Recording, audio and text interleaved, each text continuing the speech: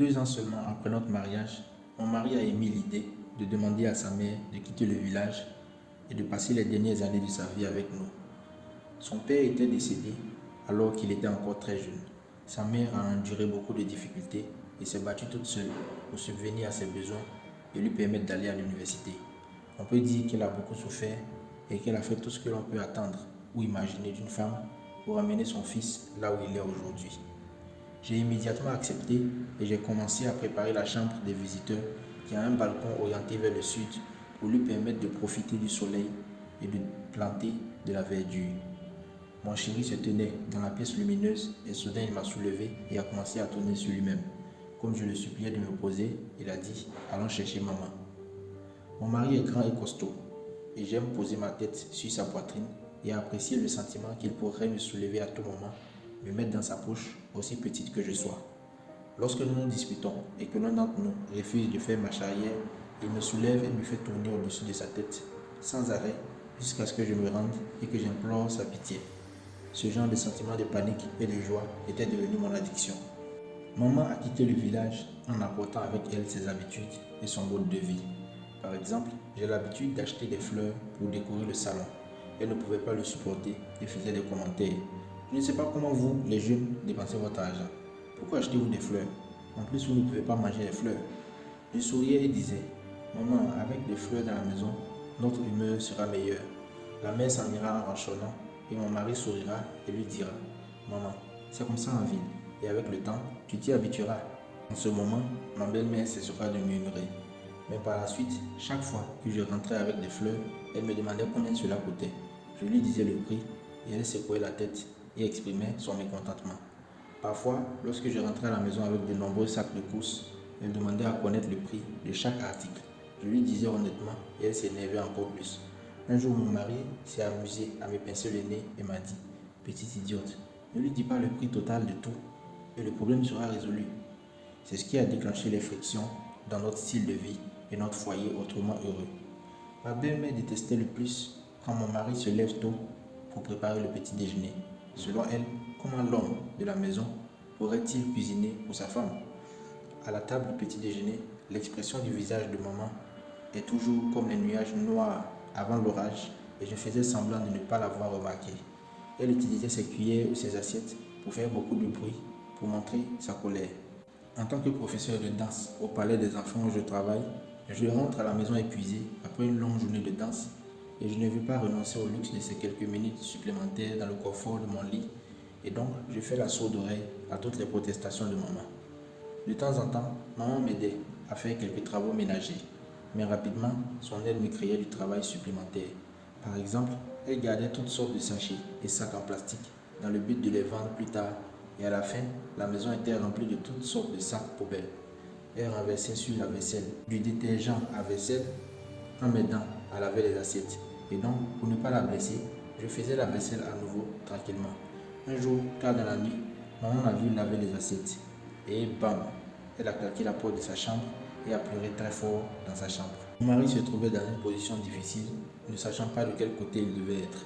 Et après cela, il ne m'a pas parlé toute la nuit. J'ai fait semblant d'être un enfant gâté, j'ai essayé d'être mignonne, mais il m'a totalement ignoré. Je me suis énervé et je lui ai demandé « Qu'est-ce que j'ai fait de mal ?» Il m'a fixé et m'a dit « Je ne peux pas lui céder pour une fois. On ne peut pas mourir en mangeant dans un bol, aussi sale soit-il, non ?» Après cet incident, pendant une longue période, maman ne m'a pas parlé et on sentait qu'une atmosphère très gênante régnait dans la maison. Pendant cette guerre froide, mon mari était pris dans un dilemme, ne sachant pas à qui faire plaisir. Afin d'éviter à son fils d'avoir à préparer le petit déjeuner, maman s'est chargée de la tâche, soi-disant très importante, de préparer le petit déjeuner sans en informer aucun d'entre nous ni en discuter. À la table du petit déjeuner, elle regardait son fils joyeusement pendant qu'il prenait son petit déj et elle me lançait un regard de réprimande pour avoir manqué à mon devoir d'épouse. Pour éviter cette situation embarrassante, je me suis résolu à acheter mon propre petit déjeuner en allant au travail. Ce soir-là, dans le lit, mon mari était un peu contrarié et m'a demandé « Chérie, c'est parce que tu penses que la cuisine de maman n'est pas propre que tu as choisi de ne pas manger à la maison ?» Il m'a ensuite tourné le dos et m'a laissé seul, en larmes, alors qu'un sentiment d'injustice m'envahissait. Après un certain temps, il me dit « juste pour moi. Pouvons-nous prendre le petit déjeuner ensemble à la maison? Je n'ai plus d'autre choix que de retourner à la table du petit déjeuner. Le lendemain matin, alors que je mangeais de la bouillie préparée par sa mère, j'ai senti un brusque malaise dans mon estomac et tout ce qui était à l'intérieur semblait remonter dans ma gorge. J'ai essayé de réprimer l'envie de vomir, mais je n'ai pas pu. J'ai jeté le bol, me suis précipité dans les toilettes et j'ai tout vomi. Au moment où je reprenais mon souffle, j'ai vu ma belle-mère pleurer et grommeler très fort dans son dialecte. Mon mari se tenait sur le seuil de la salle de bain et me fixait avec un feu brûlant dans les yeux. J'ai ouvert la bouche, mais aucun mot n'en est sorti. Je ne le pensais vraiment pas. Ce jour-là, nous avons eu notre première grosse dispute. Maman nous a regardés, puis s'est levée et est sortie lentement de la maison. Mon mari m'a regardé une dernière fois dans les yeux et a suivi sa mère dans les escaliers. Pendant 3 jours, il n'est pas rentré à la maison, pas même un coup de téléphone. J'étais tellement furieuse depuis que maman est arrivée. J'ai fait de mon mieux pour la supporter. Que veux-tu que je fasse d'autre? Sans raison, j'ai continué à avoir envie de vomir et j'ai tout simplement perdu l'appétit pour la nourriture, ajouté à tous les événements qui se passaient à la maison. J'étais alors au plus bas de ma vie. Finalement, un collègue m'a dit: LD, tu n'as pas du tout bonne mine. Tu devrais aller voir un médecin. Le médecin a confirmé que j'étais enceinte. Maintenant que j'ai compris pourquoi j'avais vomi ce matin fatidique, un sentiment de tristesse a envahi mon âme à travers cette nouvelle autrement heureuse. Pourquoi mon mari ou sa mère, qui avait déjà vécu cela, n'ont-ils pas pensé à la possibilité que ce soit la raison de ce jour-là? À l'entrée de l'hôpital, j'ai vu mon mari debout. Cela ne faisait que 3 jours, mais il avait l'air épuisé. J'avais envie de me retourner et de partir, mais un seul regard sur lui et mon cœur s'est attendri. Je n'ai pas pu résister et je l'ai appelé. Il a suivi ma voix et m'a finalement trouvé, mais il a fait semblant de ne pas me connaître. Il avait ce regard dégoûté dans les yeux qui m'a transpercé le cœur. Je me suis dit qu'il ne fallait plus le regarder et j'ai arrêté un taxi. À ce moment-là, j'ai eu une forte envie de crier à mon mari: Chérie, je suis en train d'avoir ton bébé, et qu'il me soulève et me fasse tourner dans les cercles de joie comme il en a l'habitude. Ce que je voulais ne s'est pas produit et alors que j'étais assise dans le taxi, mes larmes ont commencé à couler. Pourquoi notre amour ne pouvait-il pas résister à l'épreuve d'une dispute? De retour à la maison, je me suis allongé sur le lit en pensant à mon mari et au regard dégoûté que j'avais vu dans ses yeux à l'hôpital. J'ai pleuré et trempé l'oreiller de mes larmes. Cette nuit-là, le bruit des tiroirs qui s'ouvrent dans notre chambre m'a réveillé. J'ai allumé la lumière et j'ai vu mon mari avec des larmes qui coulaient sur son visage. Il était en train de retirer tout l'argent qu'il avait gardé là-bas. Je l'ai fixé en silence. Il m'a ignoré, a pris le carnet de dépôt bancaire et de l'argent et a quitté la maison. Peut-être avait-il vraiment l'intention de me quitter pour le bon. Quel homme rationnel, si clair en matière d'amour et d'argent. J'ai poussé un petit rire sec et les larmes ont recommencé à couler. Le lendemain, je ne suis pas allé travailler. Je voulais mettre les choses au clair et avoir une bonne discussion avec lui. Je suis arrivé à son bureau et sa secrétaire m'a regardé bizarrement et m'a dit: La mère de monsieur a eu un accident de la route et est maintenant à l'hôpital. Je suis resté là sous le choc. Je me suis précipité à l'hôpital et le temps que je les trouve, ma belle-mère était déjà décédée. Mon mari ne m'a pas regardé. Son visage était sans expression. J'ai regardé le visage pâle, blanc et maigre de ma belle-mère et je n'ai pas pu contrôler les larmes dans mes yeux. Mon Dieu, comment cela a-t-il pu arriver? Tout au long de l'enterrement, il ne m'a pas dit un seul mot, avec seulement un regard dégoûté de temps en temps. Je n'ai réussi qu'à apprendre de brefs faits sur l'accident par d'autres personnes. Ce jour-là, après avoir quitté la maison, maman s'est dirigée, énervée, vers l'arrêt de bus, avec l'intention, semble-t-il, de retourner dans son ancienne maison au village. Alors que mon mari courait après elle, elle a essayé de marcher plus vite et alors qu'elle essayait de traverser la route, un bus public l'a renversée. J'ai enfin compris à quel point mon mari devait me détester. Si je n'avais pas vomi ce matin-là, si nous ne nous étions pas disputés, dans son cœur, je suis indirectement l'assassin de sa mère. De retour à la maison, il s'installe dans la chambre de maman et rentre tous les soirs avec une forte odeur d'alcool sur lui. Moi, j'étais envahi par la culpabilité et la honte suite à la mort de sa mère et je pouvais à peine respirer. Je voulais lui expliquer, lui dire que nous allions bientôt avoir notre bébé.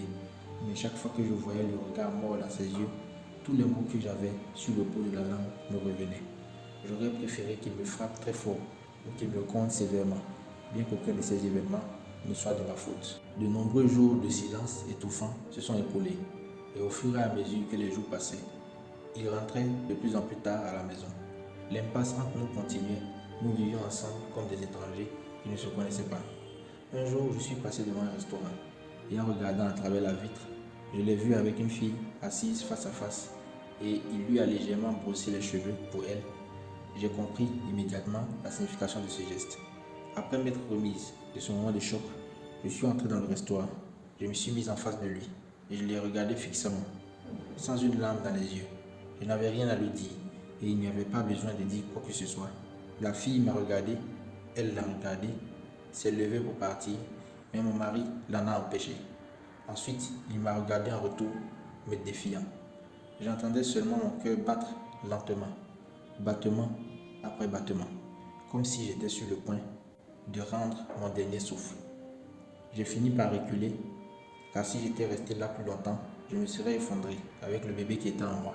Cette nuit-là, il n'est pas rentré à la maison. Il avait choisi d'utiliser cela comme un moyen de m'envoyer un message fort. Sa mère est morte, tout comme notre amour l'un pour l'autre. Il n'est plus rentré à la maison après cela. Parfois, lorsque je rentrais du travail, je pouvais voir que l'armoire avait été touchée. Il est revenu prendre certaines de ses affaires. Je n'avais plus envie de l'appeler. Le désir initial de tout lui expliquer s'était évanoui. J'ai vécu seul. Je me rendais seul à mes visites médicales et mon cœur se brisait encore et encore chaque fois que je voyais un homme aider soigneusement sa femme à passer l'examen médical. Mes collègues du bureau m'ont conseillé d'envisager d'avorter le bébé. Je leur ai dit non, je ne le ferai pas. J'ai insisté pour avoir le bébé. Peut-être est-ce ma façon de rembourser sa mère pour avoir causé sa mort. Un jour, je suis rentré à la maison et je l'ai vu assis dans le salon. La maison entière était remplie de fumée de cigarettes. Sur la table basse était posé ce morceau de papier. J'ai immédiatement su de quoi il s'agissait, sans même le regarder pour en lire le contenu. Depuis plus de 2 mois que je vis seul, j'ai progressivement appris à trouver la paix en moi. Je l'ai regardé, j'ai enlevé mon chapeau et j'ai dit « Attends un peu, je vais signer ». Il m'a regardé avec des sentiments mitigés dans les yeux, tout comme les miens. En accrochant mon manteau, je me répétais sans cesse « Tu ne peux pas pleurer, LD, tu ne peux pas pleurer ». Mes yeux me faisaient terriblement mal, mais je refusais de laisser échapper des larmes. Après avoir accroché mon manteau, ses yeux fixaient mon ventre gonflé d'un regard fixe. J'ai souri, me suis approché de la table basse et ai tiré le papier vers moi. Sans même regarder ce qu'il dit, j'ai signé mon nom dessus et j'ai poussé le papier vers lui. LD, tu es enceinte? Il a craché le morceau. Depuis l'accident de maman, c'est la première fois qu'elle me parle. Je ne pouvais plus contrôler mes larmes et elles tombaient comme des gouttes de pluie. J'ai dit oui, mais ça va, tu peux partir maintenant. Il n'est pas parti. Dans le noir, on s'est assis face à face. Il s'est lentement approché de moi. Ses larmes mouillaient sa chemise. Dans mon cœur, tout semblait si loin. Même si je courais un sprint, je ne pourrais jamais les atteindre. Je ne pouvais pas me rappeler combien de fois il m'a dit désolé à plusieurs reprises. J'avais d'abord pensé que je lui pardonnerais, mais après, je ne pouvais plus. L'épisode du restaurant, devant cette fille, ce regard froid dans ses yeux, je ne l'oublierai jamais. Jamais. Nous avons causé des blessures si profondes dans le cœur l'un de l'autre. Pour moi, c'est involontaire. Pour lui, totalement et absolument intentionnel. J'avais attendu ce moment de réconciliation, mais maintenant, je réalisais que ce qui est passé pour toujours et ne peut être défait. En dehors de la pensée du bébé qui est en moi et qui apportait un peu de chaleur à mon cœur, je suis devenue totalement froide envers lui. Je ne mangeais plus rien de ce qu'il m'achetait, je n'acceptais plus de cadeaux de sa part et j'avais aussi arrêté de lui parler. À partir du moment où j'avais signé sur ce bout de papier, le mariage et l'amour avaient disparu de mon cœur. Parfois, il essayait de venir dans notre chambre, mais lorsqu'il entrait, je sortais immédiatement vers le salon. Il n'avait pas d'autre choix que de dormir dans la chambre de sa mère. La nuit de sa chambre, j'entendais des gémissements. Je me taisais. C'était son astuce. Quand tout allait bien entre nous, dès que je l'ignorais, il faisait semblant d'être malade et je me rendais pour savoir ce qui n'allait pas. Il m'attrapait alors et il riait. Il a oublié que c'était la dernière fois que je me suis occupé de lui et que je montrais de l'intérêt, parce qu'il y avait de l'amour. Mais maintenant, qu'y avait-il entre nous? Ces gémissements allaient et venaient constamment, mais je l'ignorais continuellement. Presque tous les jours, il achetait quelque chose pour le bébé, des produits pour bébé, des produits pour enfants et des livres que les enfants aiment lire. des sacs et des sacs empilés dans sa chambre jusqu'à ce qu'elle soit pleine.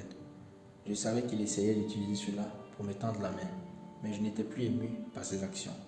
Il n'avait pas d'autre choix que de s'enfermer dans sa chambre et je l'entendais souvent taper sur son clavier d'ordinateur comme s'il écrivait un long texte. Peut-être était-il maintenant accro à la navigation sur Internet, mais cela n'avait plus d'importance pour moi. Vers la fin du deuxième trimestre de l'année suivante, une nuit tardive, j'ai crié à cause d'une douleur soudaine au ventre. Il s'est précipité dans la chambre et c'est comme s'il ne s'était pas changé de sa tenue de bureau pour dormir, mais qu'il avait attendu ce moment. Il m'a porté et a descendu les escaliers en courant, a arrêté un taxi, tenant ma main très fort et continuant à essuyer la sueur sur mon front tout au long du trajet jusqu'à l'hôpital. Une fois arrivé à l'hôpital, il m'a porté et s'est précipité dans la salle d'accouchement. Allongé sur le dos de son corps maigre mais chaleureux, une pensée m'a traversé l'esprit. Dans ma vie, qui d'autre m'aimerait autant que lui? Il a tenu la porte de la salle d'accouchement ouverte et m'a regardé entrer. Ses yeux chaleureux m'ont permis de lui sourire malgré la douleur de mes contractions. En sortant de la salle d'accouchement, mon mari nous a regardés, notre fils et moi, les yeux remplis de larmes de joie alors qu'il continuait à sourire. J'ai tendu la main et je l'ai touché. Il m'a regardé en souriant, puis il s'est lentement effondré sur le sol. Je l'ai appelé en pleurant de douleur. Il a souri, mais sans ouvrir ses yeux fatigués. J'avais pensé que je ne verserais jamais une larme pour lui, mais la vérité est que je n'ai jamais ressenti une douleur plus profonde, me transperçant le cœur à ce moment-là. Le médecin a dit qu'au moment où ils ont découvert qu'il avait un cancer du foie, il était déjà en phase terminale et que c'était un miracle qu'il ait pu tenir aussi longtemps. J'ai demandé au médecin quand il avait découvert qu'il avait un cancer. Le docteur a répondu il y a environ 5 mois et il m'a conseillé en disant préparez-vous pour ses funérailles. Je n'ai pas tenu compte de l'interdiction de l'infirmière de ne pas quitter le service et je me suis précipité à la maison. Je suis entré dans sa chambre et j'ai vérifié son ordinateur et une douleur suffocante m'a frappé. Son cancer a été découvert il y a 5 mois. Ses gémissements étaient réels. L'ordinateur montrait plus de 200 000 mots qu'il avait écrits pour notre fils. Mon fils, juste pour toi, j'ai persévéré. Pouvoir te regarder avant de tomber est mon plus grand souhait maintenant. Je sais que dans ta vie, tu auras beaucoup de bonheur et peut-être quelques revers. Si seulement je pouvais t'accompagner tout au long de ce voyage, comme ce serait agréable. Mais papa n'a plus cette chance maintenant. Papa a écrit ici toutes les difficultés possibles et les problèmes que tu pourrais rencontrer au cours de ta vie. Lorsque tu rencontreras ces problèmes, tu pourras te référer à la suggestion de papa. Mon fils, après avoir écrit ces 200 000 mots, j'ai l'impression de t'avoir accompagné dans le voyage de la vie. Pour être honnête, papa est très heureux. Aime ta maman. Elle a beaucoup souffert. Elle est celle qui t'aime le plus et aussi celle qui m'aime le plus. De l'école maternelle à l'école primaire, au lycée, à l'université, au travail et même dans le traitement des questions d'amour, tout, petit ou grand, y était écrit. Il a aussi écrit une lettre pour moi. Ma chérie, t'épouser a été mon plus grand bonheur. Pardonne-moi pour la peine que je t'ai causée. Pardonne-moi de ne pas t'avoir parlé de ma maladie, car je voulais te voir d'humeur joyeuse en attendant l'arrivée de notre bébé. Ma chérie, si tu as pleuré, c'est que tu m'as pardonné et je sourirai. Merci de m'aimer. Tous ces cadeaux, j'ai peur de ne pas pouvoir les donner à notre fils personnellement. Peux-tu m'aider à lui en donner quelques-uns chaque année? Les dates sont sur ce qu'il faut donner. Et quand il faut les donner, tout cela est écrit sur l'emballage. En retournant à l'hôpital, mon mari était toujours dans le coma. J'ai amené notre fils et l'ai appelé à ses côtés. J'ai dit, ouvre les yeux et souris. Je veux que notre fils se souvienne d'avoir été dans la chaleur de tes bras. Il a lutté pour ouvrir les yeux et a réussi à faire un faible sourire. Notre fils, toujours dans ses bras, agitait joyeusement ses petites mains en l'air. J'ai appuyé sur le bouton de l'appareil photo et le son de l'obturateur a résonné dans l'air, tandis que les larmes coulaient lentement sur mon visage. Un malentendu fatal, et voilà, la personne qui m'aime le plus au monde est partie pour toujours. Des malentendus cruels, l'un après l'autre, ont perturbé les pas béats de notre famille. Notre intention initiale d'avoir sa mère profiter de quelques moments de calme et de paix dans ces dernières années avec nous a terriblement mal tourné. Le secret du destin s'est finalement révélé à un prix trop lourd. Tout est devenu trop tard. Chers amis, ceci est une histoire réelle et véridique. En voici la morale. Ne jamais garder rancune. Cette histoire montre vraiment le pouvoir dévastateur de la rancune et de la colère. La simple humilité et la communication auraient résolu la plupart des problèmes dans cette histoire, ainsi que la patience. Cette histoire doit vraiment toucher votre cœur et votre vie dans son ensemble, et elle doit causer un changement de mentalité. Bien qu'elle soit très triste, il est également très rafraîchissant de savoir qu'à partir d'aujourd'hui, nous pouvons commencer consciemment à vivre une vie sans rancune.